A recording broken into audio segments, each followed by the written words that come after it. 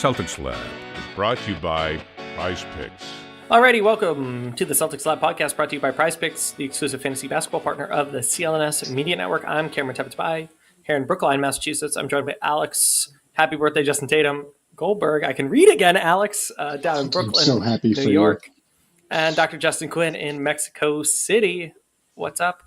In the lab portion of the programming, we once again have some special stuff for all you wonderful listeners. We're going to be talking to people who know this Celtics City documentary better than most. Celtics City being the HBO multi-part documentary series that debuts Monday, March 3rd. So it might be out by the time that you're listening to this on HBO Sports and Max. We're going to be talking to Lawrence Stowell, the director, and Gabe Honig, the co-executive producer and showrunner from Words and Pictures, alongside HBO Sports Documentaries and Ringer Films. They brought you that documentary. So the lab portion, we're going to talk to them about the ideation of that, some of the processes, some of the things you can expect. And I will editorialize really briefly. We recorded that on Thursday of last week. It's Monday now. So through the magic of editing, you'll hear that in a moment. But over the weekend, I was at the Garden for 2 Celtics games and just shooting the breeze with people who were pulled in to talk about this, work on the documentary. People like Jeff Twist, people like Sean Grandy. People are so floored by this documentary. We were really happy to talk to Lawrence Stowell and Gabe Honig. We hope you enjoy the conversation. But some of the names that you might know a little bit more as Celtics fans also signed off on this tacitly. So please stick around for this conversation because it's a good one. And please check out the documentary because all your favorite Celtics people are in love with it. Okay. Before that, we're going to do the news like we normally do. But before that, Alex, how are you? Doing fine. We had a brief moment of it not being horrible out, so that was fun. But yeah, aside from that, and just doing the usual, playing notes, watching Celtics games. That's about it. I love the Brooklyn specific weather forecast.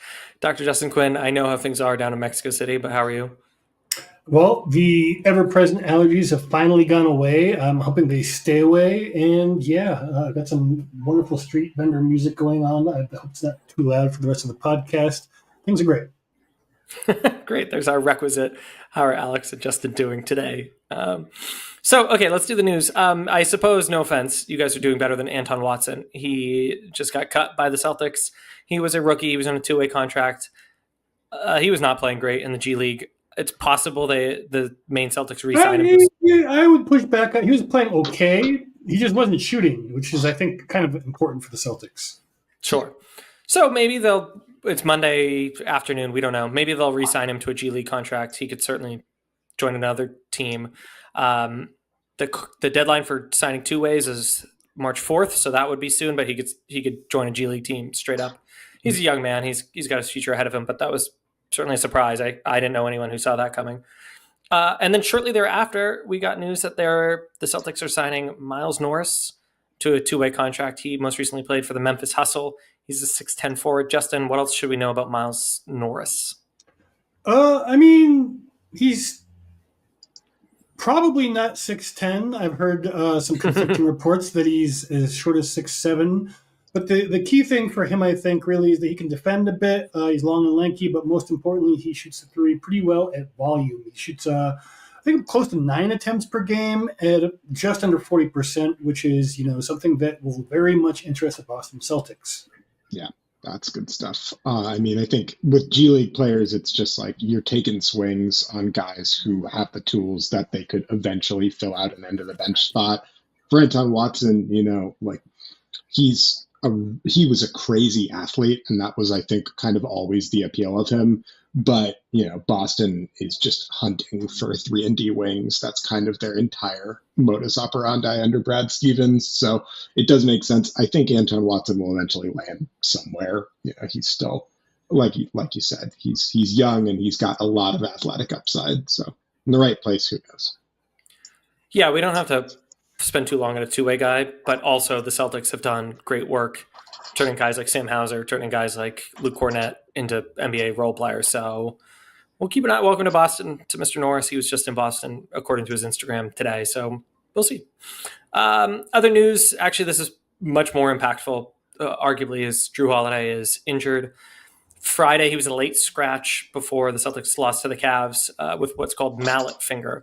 And we didn't get that much information about that until Sunday. So I'm going to try to break down what we think we know. But admittedly, I'm not sure we're necessarily being told the truth. Mallet finger is a diagnosis when you hurt the tendon in the tip of your finger. Pitchers get it a lot. It's basically like you jam your finger so bad, you snap something. Jrue, and as confirmed by the Boston Globe, said it was more like he broke his finger, which I've seen some commentary saying that's actually better because a clean break heals faster than just a single tendon. So the things that Celtics fans really need to know are it's in his pinky and his shooting hand. He's going to be wearing a splint for, to quote Jrue Holiday himself, a minute. And he could be out for a little bit of time. Lou Dort had a similar injury. I asked Clemente Almanza, who writes for Thunderwire, what happened with Lou. And he said Lou didn't miss a single game. He felt really uncomfortable the whole time. And it took weeks to heal. And now he's finally kind of getting comfortable. The Celtics have the luxury of Jrue being out and it not really mattering to them. They're 12-4 now with Jrue out of the lineup, I believe. So I expect Jrue to be out longer than not, but I don't think there's any real concern. Even if he misses the first round, the Celtics are so damn good, and it would be kind of a liability to have him run around with a hand that can't shoot, I think. Justin, anything factual I missed there? No, I've read 4 to 6 weeks is the typical prognosis, which lines up with what you're saying. I mean, the upside, which others have also pointed out, is that whether he likes it or not, he's going to get some rest after the 2024 Paris Olympics on the heels of winning the title and going right back into it in terms of training camp and preseason. So this could be a bit of a blessing in disguise as much as something like this can be. But not no red alert yet, just nothing fantastic. Yeah, it's more just unfortunate than anything because Jrue was really finding his groove prior to hurting his finger. You know, he was playing probably his best basketball of the season, and it really felt like he was back to the kind of like all defense level player that, we have come to expect from Jrue Holiday. He was, an absolute menace in some of those games right before he got injured. So it's a bummer for Jrue. But I think, what matters is, will Jrue Holiday be ready to go in April? And if resting him a few weeks in March matters more than that, then that's what we should do. Yeah, there are cosmetically some games that it's going to be a bummer that he misses, like this Lakers game, this Thunder game. You want the full measuring stick, so to speak, but that's really not what this team needs to worry about. Speaking of which, we've had some interesting games since we last podcasted. The Celtics won up in Toronto, and not a ton of drama there, although they almost kind of choked that one away. They lost to Detroit. We could talk about that. They lost to Cleveland despite being up 20 points plus, and career best 83 points combined from Jason Tatum and Jaylen Brown. And then most recently they beat Denver in a game that looks like it had drama, but ultimately didn't. So, Justin, I'll go to you. It's been a slate of games, and fatigue is a part of that. Injuries are a part of that along the way. So what's the most interesting thing you saw out of that stretch, good or bad? I mean, it's kind of hard to not talk about the 46-point explosion from Jason Tatum, but I actually think that was a good example of the Wilt Chamberlainization of Jason Tatum, in that, yes, this is what he would look like on a team with less scoring options than the Celtics usually have, as he was that night with Jrue, and Kristaps, I think, was also out for that contest. And Jaylen in foul trouble as well, which I think was a pretty significant part of that game. If he was on a team by himself or with very little scoring help around him on a similar level as he has, you would probably find him putting up not quite this number, obviously, but like such elevated numbers that he would be a very clear-cut MVP candidate, maybe even the leading one. But does this lead to winning basketball? I mean, it can, but against better teams, it's pretty easy to let someone punch themselves out in the first 3 quarters of a game and then just be left with a disengaged group of individuals around them who aren't playing at the level they need to be, in a very Wilt Chamberlain sort of way. Yeah, and Cleveland was good. The Celtics only had 6 bench points compared to 28 Celtics bench points the next night. Justin, in terms of analogies, I'll do you one better. It looked like what the team might look like in 2 years when the when the CBA comes for the Celtics. That is Jason, Jaylen, and a bunch of guys making $5 to $10 million. Alex, what about you in that stretch of 5 games? Your best observation, good or bad? So there's a couple of things. For starters, the Detroit game, obviously, I had that one pegged as a loss, and I think a lot of other people did. The Detroit Pistons are for real. They're a very good basketball team. I think they're probably a year or two away from being an actual contender, but that is a legit basketball team. And I think what they kind of did in that game, obviously, the story of that game is Malik Beasley getting insanely hot from deep, but there is a level of physicality that they brought to that game that I think threw Boston a little bit for a loop, and it did carry over a little bit into that Cleveland game as well, particularly when Cleveland really started getting more aggressive and physical with their defense, and kind of put the game to some degree in the referee's hands. That's when they were able to make their big run and tie and then eventually take over and win that game. There is I'm not like worried about it because we've seen that Boston can rise to the occasion when it comes to the playoffs and other stuff like that.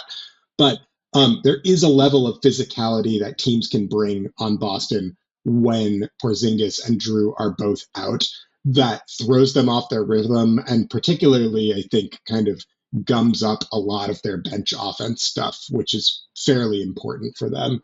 By contrast, in Denver, it seemed like Boston was the more physical team. They, definitely kind of dominated the point of attack for that whole game. And really, it seemed like, they were kind of exerting their will throughout. This physicality thing is going to be important watching kind of what the Celtics look like down the stretch. Are they going to be the team that, kind of controls that end of the court or not? It's going to be something to watch. I think the takeaway from me from the past few games is that even though winter is turning to spring, don't expect the Celtics to show their cards. I have two data points to suggest that. One, and our friend Jack Simone over at Hardwood Houdini did a great job of breaking this down. The Celtics were guarding Darius Garland with Sam Hauser largely on an island for much of that Cavs game.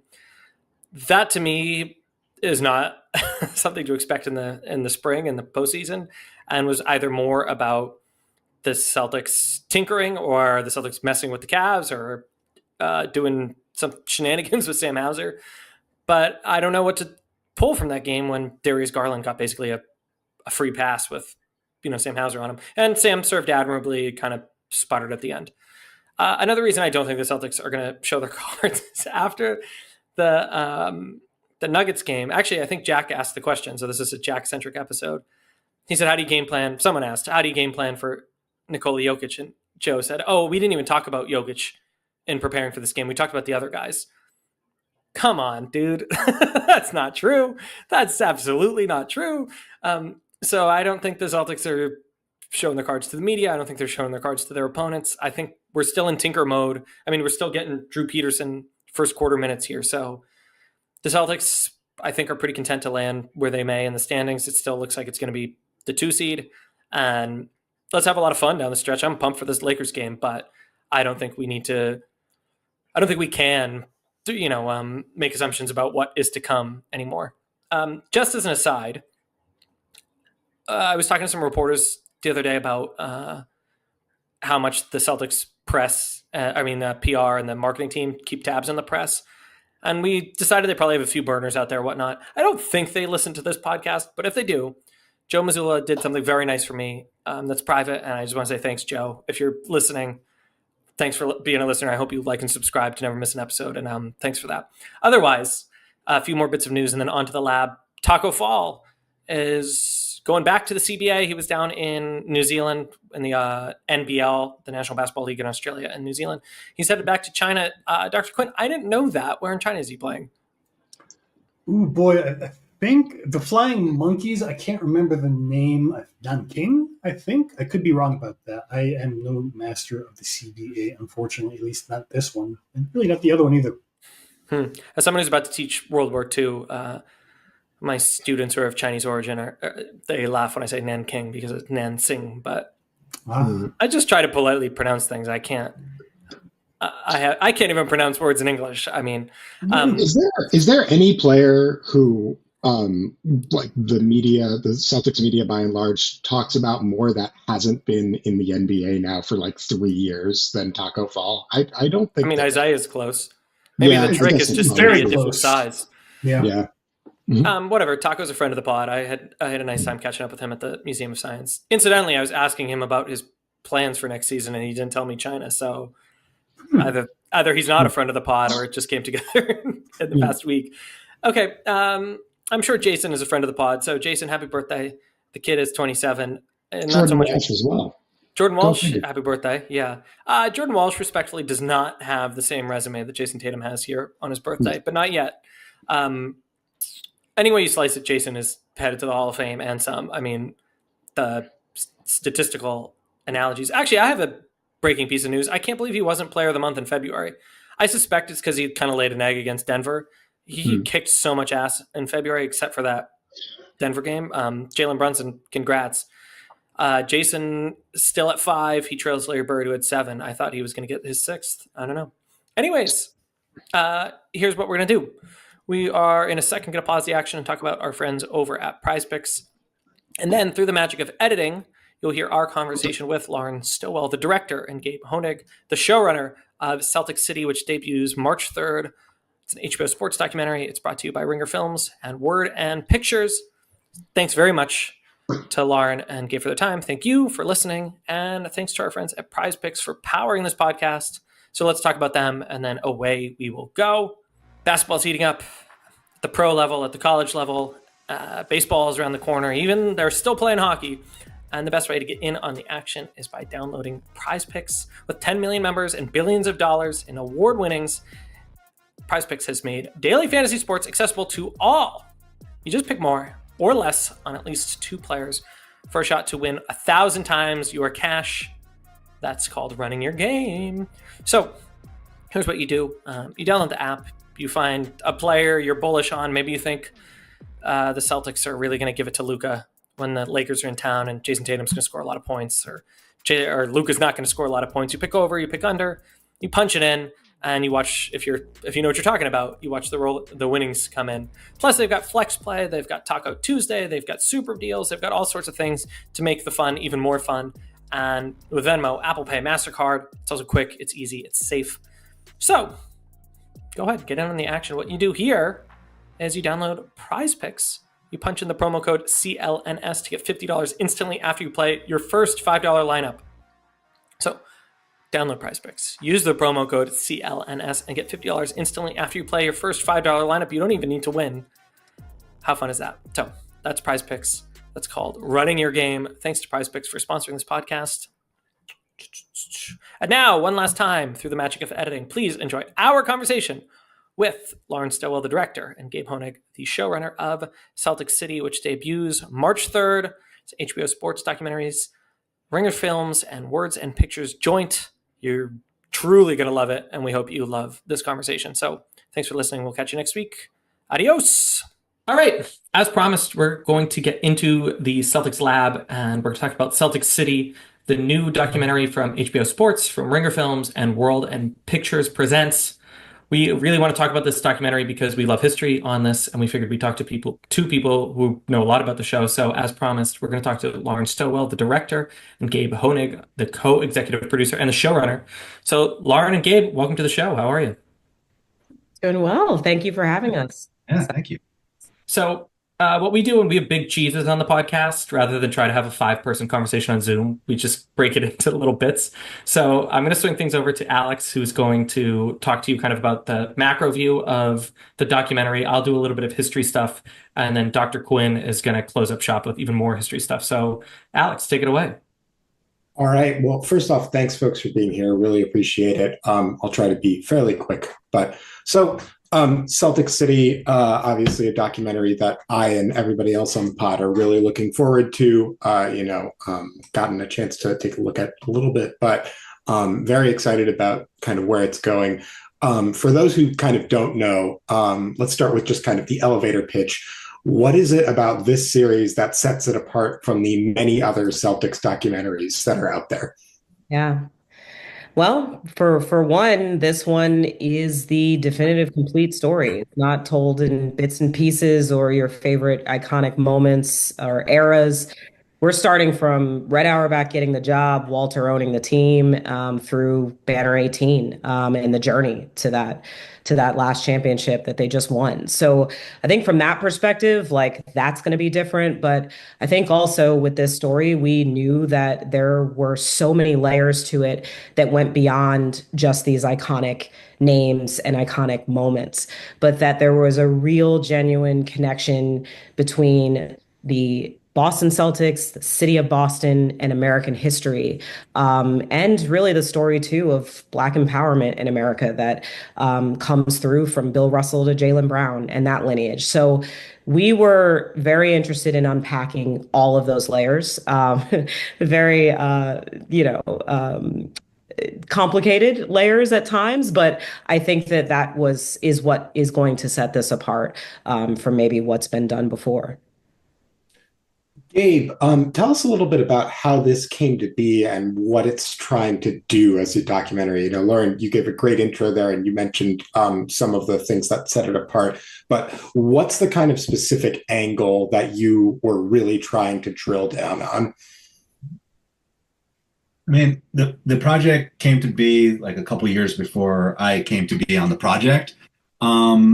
Yeah, I think, Bill Simmons and Connor Shell, who made, created 30 for 30 for ESPN, got together, had this idea. I think, from what I've heard story-wise, like the Lakers were having theirs, and it's time for the Celtics to get their own. And then, I think Lauren was brought in, shortly after the conception, and then I was the next piece in the puzzle. And yeah, it was always pitched to me as like this. We want to tell the story of a franchise, but you can't do that without telling the story of the people who have come in and out of the franchise. And I think that's like, to me, was what intrigued me so much about it, in addition to all the complicated nature of the city and the relationship of the Celtics in the city and in America as well. But Lauren's vision was always to like focus on the people, the character, like not just what did Red Auerbach do? It's like, why? Why was he that way? Why was Bill Russell that way? Why was Larry Bird that way? Why is Jaylen Brown that way? They're all successful basketball players. But it's the why. And as a storyteller, like that's what fascinated me the most about it. And I think that's what's going to engage the viewer the most about it too. Thanks. Lauren, so let's flip things over to you. Take us a little bit through kind of the nitty gritty of this. What was it like making this? What were some of the challenges? What were some of the best parts? What were some of the hardest parts? What was that whole process like?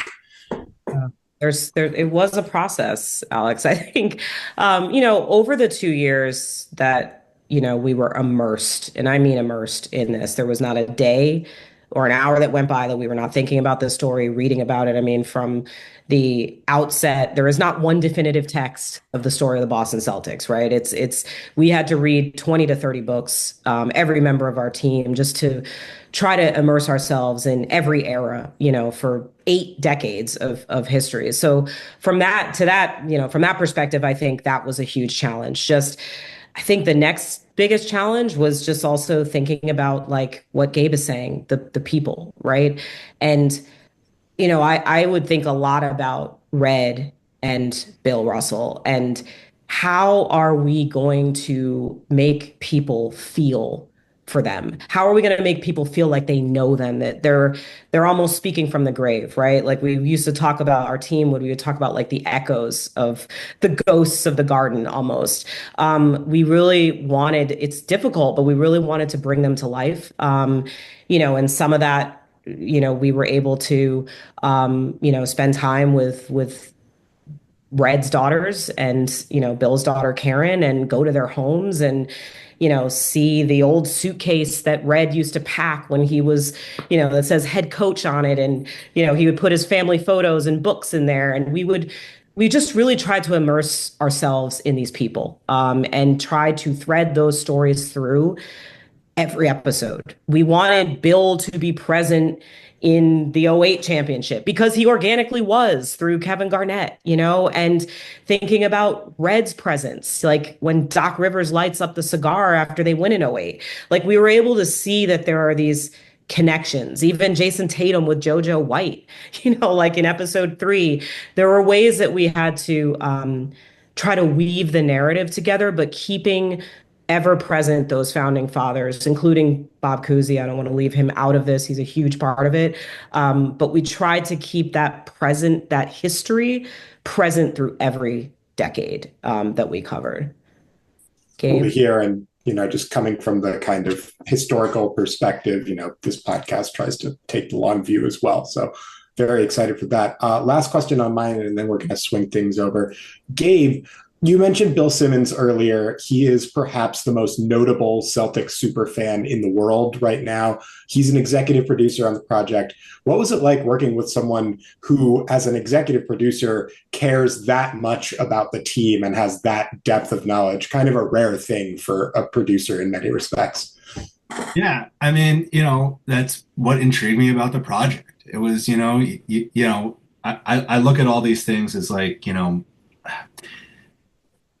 you have to serve the audience, right? You're telling a story, so you have to entertain. And obviously when you're doing a story on such a public property, whether it's, the Celtics or, the previous project I did was on Derek Jeter, it's like, yeah, that comes with it passionate fans for and passionate fans against, right?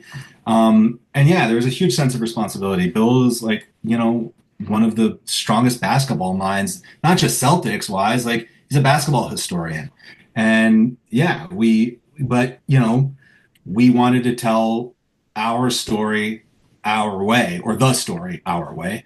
And yeah, Bill was there to help when needed. We got very helpful notes in terms of just like, hey, I see you're doing this, or hey, there was this great, I remember this great shot of Larry Bird after he hits that game winner in '81. There's better angle from the floor and he pumps his fist and it's like, okay, cool. Like that's super additive. And yeah, it was a great experience, a challenging experience, but yeah, it was great to have the Boston fan, there as one of the voices for us. It's really cool. So that's a good transition, and I'll take it from here. We probably do have a lot of Celtics fans who feel like they know a lot of these chapters. I mean, this is the storied franchise in the NBA. We have been told, and there's been some winks at, there's going to be stuff that the public really doesn't know about or has never seen. I'm wondering if Lauren or Gabe, you can hint at what fans can expect that maybe they've never seen or they don't know that they've never seen. Ooh. There are going to be some things. It's hard for me to Yeah. guess what those things are going to be, but I know that even from our screening last Friday, we screened episode 5. You're looking at the '84 and the '86 championships and the loss in '85. And Robert Parrish was very honest throughout this whole process. We loved his interview. He was just he was hilarious, but he was very honest and just very forthcoming with a lot of his memories. And yeah, there's an anecdote that he shares in episode 5 that maybe people have not heard before, and I'm pretty sure most people haven't, about the Dr. J fight with Larry and his decision not to help him. And there are going to be moments like that throughout. Danny Ainge was very open about some of the trades that maybe broke some Celtic fans' hearts, for lack of a better term. I think he was very honest about that. We asked some very direct questions. He was very honest. And there are others, even just the legacy of Bill Russell and his relationship with Boston. I mean, I've only seen it as a negative relationship. That's his house being vandalized. All those things are true. But we were also able to talk to people, in Roxbury and in Dorchester and the Black neighborhoods in Boston that loved Bill. And not everyone had a negative, perception of Bill. And that was kind of interesting for us as well, to be able to explore some of the joy in the neighborhoods for some of these Black stars in the '60s. So yeah, I don't know, Gabe. Yeah. You want to give away? I'm not going to give anything specifically away, but I'll say two things real quick. One is that Jeff Twiss worked with us from the Celtics very closely, Hmm. and he's been there for 43, 44 years, and he's now known as the Celtic historian. He told us that he wants to be surprised at least once an episode, and I just heard him say yesterday that he was. That there was a lot of things in there that he didn't know about, so mission accomplished there for us. The other thing was archivally, especially episode 2, 3, and a little bit of 4. We found a trove of new material. The NBA had never seen this stuff before. Stuff that was shot on 60 millimeter film, broadcast that night or that next day, and then put back in a film canister, and there it sat until our team came knocking on the door. And yeah, episode 3 is just wallpapered with this stuff from the finals, the greatest game ever played, game 5 in '76, new angles of some of these things, beautiful, immaculate 16 millimeter film. So I think that will get fans and non-fans excited. Wow, I love that. One of my questions I wanted to ask was what was something surprising from this process? That has to be high on the list. Jeff Twiss, when we sit and we wait for the players and the coaches, he just gives anecdotes and facts and stuff. He is really a repository of information. I'll ask whoever might know the answer to this. Larry Bird has not always been generous with his media availability, and he signed on to this project. What was the process of getting Larry in, and how was working with him? Yeah. Jackie McMullen is a consulting producer on this project. She was hugely instrumental in, the trust that we built with Larry as well as Robert. The reason we got Bird is Jackie, and their relationship. And, but that also came with Jackie had to trust us, like it wasn't, she's not going to just go out there and put Bird in a position to do an interview with people she didn't trust. So we, from the very beginning, had conversations with Jackie about this story. We picked her brain for, checking us on some of the history and knowledge. And hey, we read this in this book. Is this really true? Is this how you remember it? Things like that. And she was amazing. And she conducted that interview with Larry, and Gabe and I were both there. And like when Larry walked in the room, we were just not sure, we were crossing our fingers. Like, I hope he shows up. I hope he doesn't cancel. We went to Naples. We were in there pacing around. I was like drinking 6 bottles of water. I was nervous. I was like, is he? And he came, and he was so not, he was in great spirits. Like, he said hello to everybody on the team. He went a little longer than his allotted time. He was having fun. And it was great. I mean, what more can you ask for? We didn't want to do this without Larry, and Jackie was a huge part of that. Wow, Dude, and then after the interview was over too, like her and Jeff Twiss was there as well, and they both came over to us and were like, we'd never heard some of those things.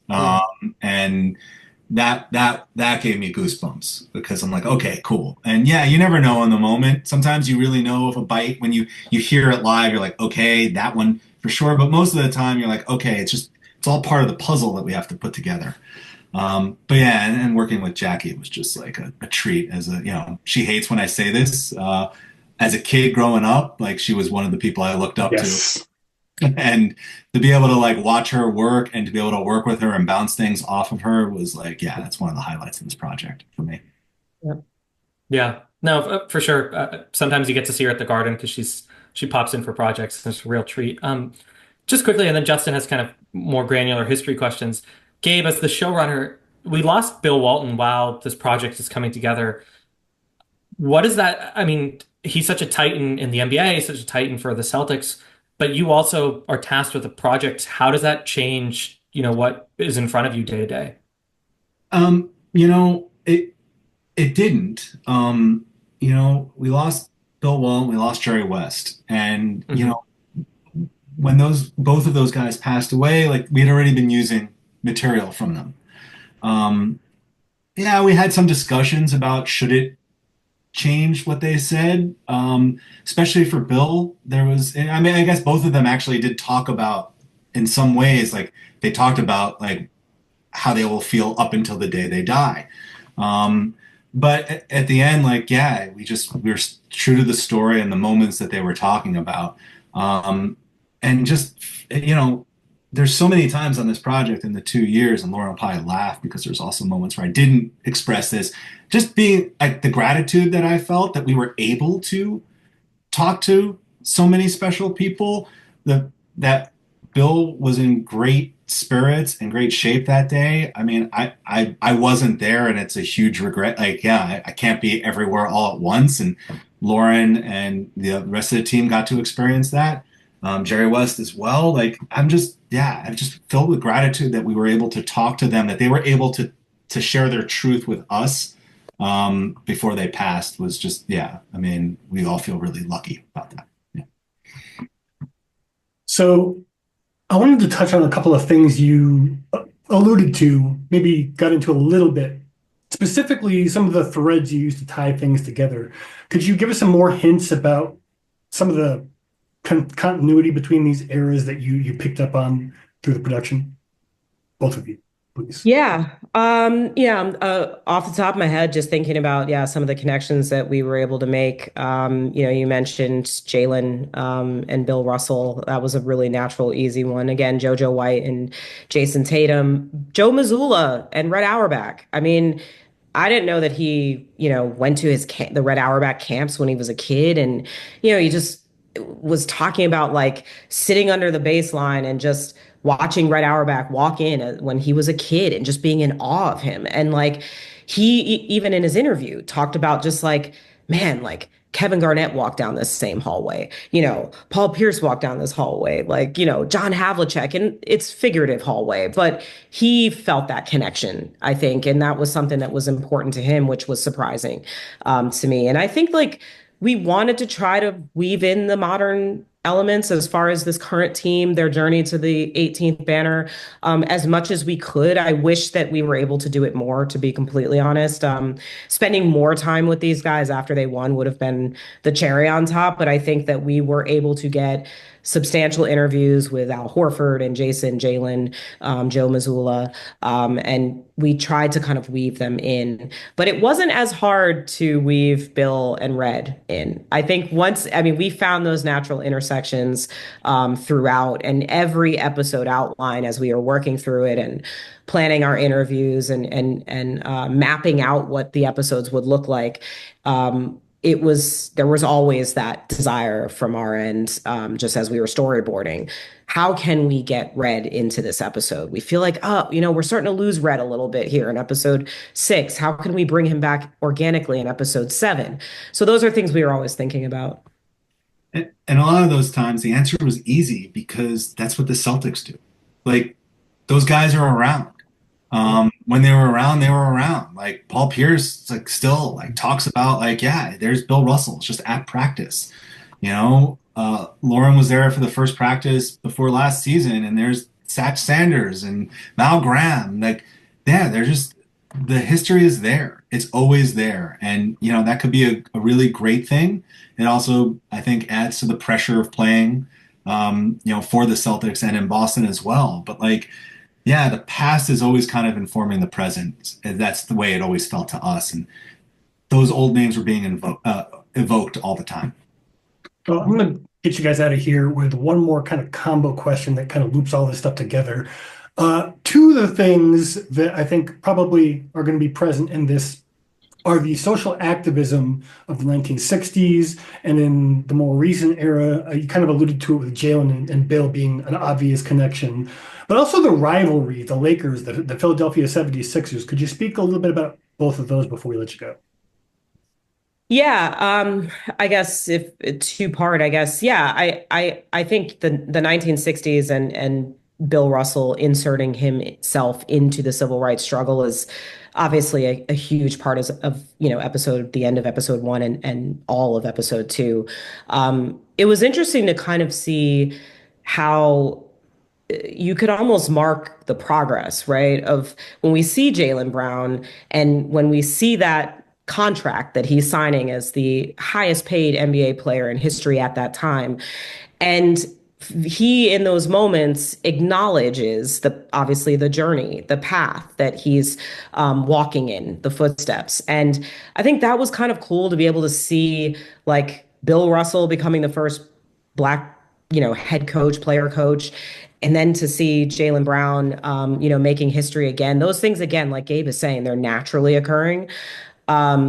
The second part of your question, it was a combo. Now I'm forgetting the other. The rivalries. The rivalries. Oh yeah. The rivalries. I have to be honest. Like we were a little. I wish the Lakers rivalry. I mean, it's great now, but I wish that there was more there with this current team. Like the Sixers are always there. So we did latch on to the Sixers rivalry. The Pistons, I wish there was, but the Sixers, the Pistons, the Lakers, those are the three rivals that we focus on. The Knicks don't get as much love. I'm sorry, Gabe. It was also Bill wanted more Knicks, I know, but there's only so much time. But those are the three rivalries that we kind of did trace the history. And I do wish there was more with the Lakers, but we did the best we could with the current rivalries. Yeah. Gabe?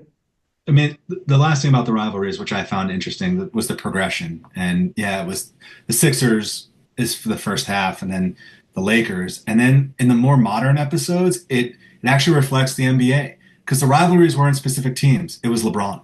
Yep. It was LeBron in the East, and he was the main rival. And so, yeah, I found that fascinating as well, and just another way that the film like kind of weaves in and out of NBA history, in addition to Boston history, American history, and Celtic history. Very cool. All right, we'll wrap there. The program's called Celtics City. It's a series. It's not just one shot. You get to sit with it week after week after week. It debuts March 3rd on HBO and Max. On behalf of the Celtics Lab podcast, Lauren Stowell, the director, and Gabe Honig, the co-executive producer and showrunner, thank you very much for your time, and good luck with the debut. It sounds awesome. Thank you so much for having me. Yeah, thanks, guys.